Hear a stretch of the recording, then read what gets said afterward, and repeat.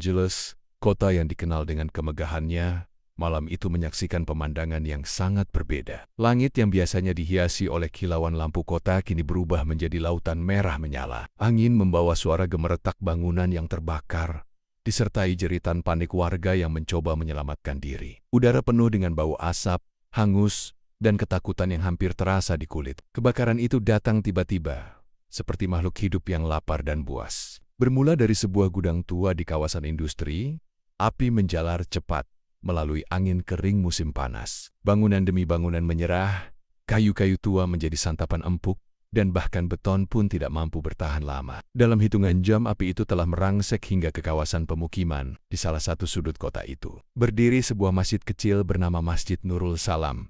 Masjid itu bukan bangunan besar atau mewah, hanya sebuah tempat ibadah sederhana dengan dinding berwarna putih pudar dan sebuah kubah kecil berwarna perak yang bersinar lembut. Masjid ini sudah ada selama lebih dari 5 dekade, menjadi saksi bisu dari berbagai peristiwa, baik besar maupun kecil, yang mewarnai perjalanan kota ini. Bagi sebagian orang, masjid itu adalah tempat kedamaian, tempat mereka mencari ketenangan dari hiruk-pikuk kota. Namun, bagi yang lain, masjid itu adalah simbol dari sesuatu yang asing, sesuatu yang tidak mereka pahami atau bahkan tak ingin mereka pahami. Ketegangan sudah lama ada, meskipun terselubung oleh basa-basi kehidupan sehari-hari. Ketika api mulai mendekati kawasan masjid, warga di sekitarnya hanya bisa menyaksikan dengan pasrah. Rumah-rumah di kiri dan kanan masjid telah dilahap api, dinding-dindingnya runtuh, dan atap-atapnya ambruk. Banyak yang mengira bahwa masjid itu akan mengalami nasib yang sama. Namun, sesuatu yang aneh terjadi. Saat api mendekati halaman masjid,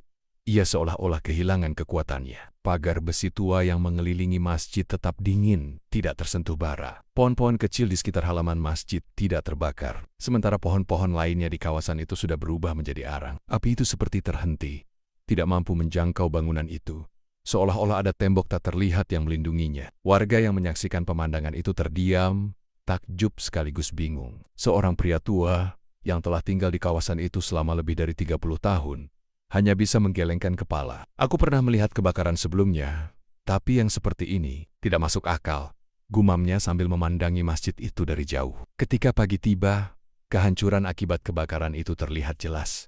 Seluruh kawasan itu telah berubah menjadi puing-puing. Rumah-rumah, toko-toko, bahkan jalanan pun hancur. Namun, di tengah kehancuran itu, Masjid Nurul Salam berdiri kokoh, tanpa sedikit pun kerusakan. Kubah peraknya masih bersinar di bawah matahari pagi, kontras dengan abu dan arang yang mengelilinginya. Berita tentang keajaiban ini dengan cepat menyebar. Penduduk yang tersisa mulai berdatangan ke lokasi untuk melihat sendiri apa yang telah terjadi. Ada yang menganggapnya sebagai tanda perlindungan ilahi, sebuah mukjizat yang tidak bisa dijelaskan oleh logika manusia. Yang lain memandangnya dengan ketidakpercayaan, bahkan kecurigaan. Kenapa hanya masjid itu yang selamat? Tanya seorang wanita muda kepada temannya. Kenapa rumah-rumah kita hancur, sementara bangunan itu tidak tersentuh sedikit pun? Awalnya, itu hanya sekadar bisikan, tapi lama-lama berubah menjadi desas-desus yang lebih keras. Mereka yang sebelumnya acuh terhadap keberadaan masjid itu, kini mulai melihatnya dengan mata yang berbeda, penuh dengan rasa tidak suka yang perlahan-lahan berubah menjadi kebencian.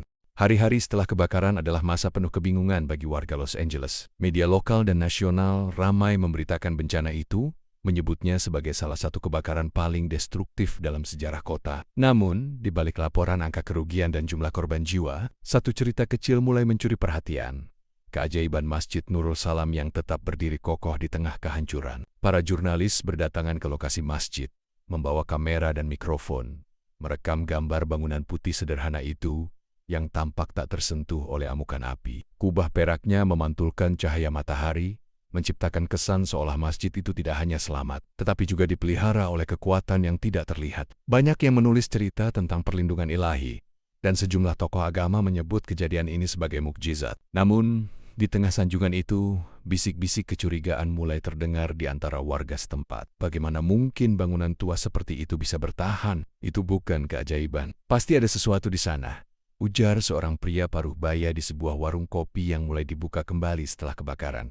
Beberapa orang di sekitarnya mengangguk setuju. Mungkin mereka menyimpan bahan kimia di dalamnya, sesuatu yang memadamkan api, tambahnya. Matanya menyipit seolah mencari-cari kebenaran di balik kebohongan yang ia yakini. Ketegangan yang sebelumnya tersembunyi mulai muncul ke permukaan. Masjid Nurul Salam, yang selama bertahun-tahun menjadi bagian kecil dari kehidupan di kawasan itu, kini menjadi pusat perhatian. Sebagian besar warga Muslim yang biasa beribadah di masjid itu kehilangan rumah mereka dalam kebakaran, dan kini mereka berkumpul di halaman masjid, mencari perlindungan sementara. Pemandangan ini memancing emosi dari beberapa warga non-Muslim, yang merasa bahwa masjid itu telah mengambil alih ruang publik. Masjid itu harus dibongkar, kata seorang wanita muda dalam pertemuan warga yang diadakan di Balai Kota Darurat. Bukan hanya karena kebakaran ini, tapi sejak awal, masjid itu tidak pantas ada di sini. Itu mengubah lingkungan kita. Suara dukungan muncul dari sudut-sudut ruangan. Mereka yang sebelumnya diam kini merasa punya alasan untuk berbicara. Sementara itu, warga Muslim yang hadir di pertemuan itu hanya bisa diam, menunduk, mencoba menahan kemarahan mereka. Ketegangan ini dengan cepat meluas. Malam hari, kelompok-kelompok kecil mulai berkumpul di sekitar masjid, berdiskusi dengan nada berbisik tetapi penuh emosi. Sebagian mencoba mencari cara untuk mendekati pihak berwenang, meminta masjid itu dihancurkan dengan dalih keamanan. Namun, yang lain lebih berani, menyusun rencana untuk bertindak sendiri. Di sisi lain, para pemuka agama Muslim di masjid itu tetap teguh. Mereka percaya bahwa masjid ini telah dilindungi oleh kekuatan yang lebih besar dari manusia. Dan apapun yang terjadi, mereka tidak akan menyerahkan masjid itu begitu saja. Seorang imam tua dengan janggut putih panjang menghabiskan malam-malamnya di dalam masjid, berdoa dengan khusyuk, percaya bahwa ujian ini adalah bagian dari rencana yang lebih besar. Namun, malam demi malam, suasana di sekitar masjid semakin mencekam. Penduduk yang kehilangan segalanya dalam kebakaran itu memandang masjid itu dengan campuran rasa iri, curiga, dan marah. Mereka yang sebelumnya hanya mengeluh kini mulai bertindak lebih nyata. Vandalisme kecil muncul di dinding pagar masjid, sementara batu-batu kecil dilemparkan ke arah jendela masjid di malam hari. Tetapi, meskipun serangan kecil ini terjadi, masjid itu tetap berdiri kokoh.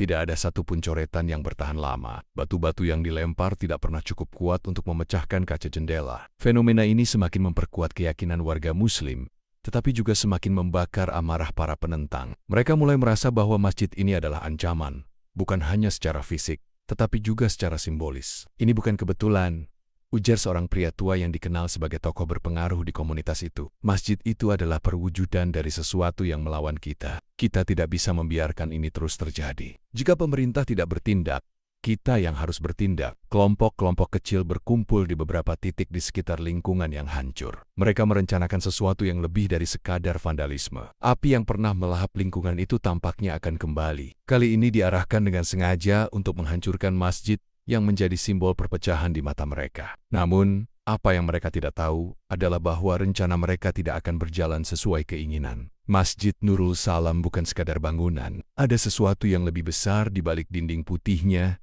sesuatu yang telah menyaksikan kekacauan manusia selama berabad-abad dan tetap bertahan tanpa pernah goyah. Sisa-sisa kebakaran besar masih meninggalkan jejaknya, asap tipis yang naik dari puing-puing, arang yang berserak di sepanjang jalan, dan hawa hangat yang masih terasa di udara. Namun, di sudut kecil kota, suasana yang lebih gelap sedang membangun dirinya. Di sebuah bangunan kosong yang selamat dari kobaran api, sekelompok warga berkumpul dengan wajah penuh tekad. Mereka bukanlah warga biasa yang hanya ingin memulihkan kehidupan mereka pasca bencana. Mereka adalah orang-orang yang telah membiarkan kemarahan menguasai hati mereka. Lihat apa yang tersisa dari kita, ujar seorang pria tinggi dengan suara berat. Wajahnya penuh dengan luka bakar kecil, hasil dari kebakaran beberapa hari sebelumnya. Kita kehilangan rumah, toko, keluarga, dan masjid itu. Masjid itu berdiri tanpa sedikit pun kerusakan.